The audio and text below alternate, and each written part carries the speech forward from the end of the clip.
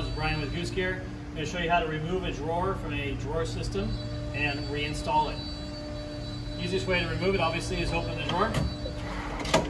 And on either side there's plastic tabs right here on both sides of the drawer guide. You're going to either lift them up or push them down and just slowly pull the drawer out a little bit.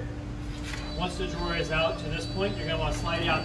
The key is to keep it level with the drawer guides. You don't want to let it dip down or go up. You want to keep it level and then remove the drawer. To reinstall the drawer guide, or the drawer box I should say, set it to the side, get the drawer box in, set off one side, then align the other side. It's very important to keep it at a level angle with the drawer itself. You'll hear a click, that's the drawer guide latches engaging, and then it's actually really hard. It's a lot of resistance, so you got to push real hard, get it to close all the way, and then you want to cycle it a couple of times. It'll be back to normal.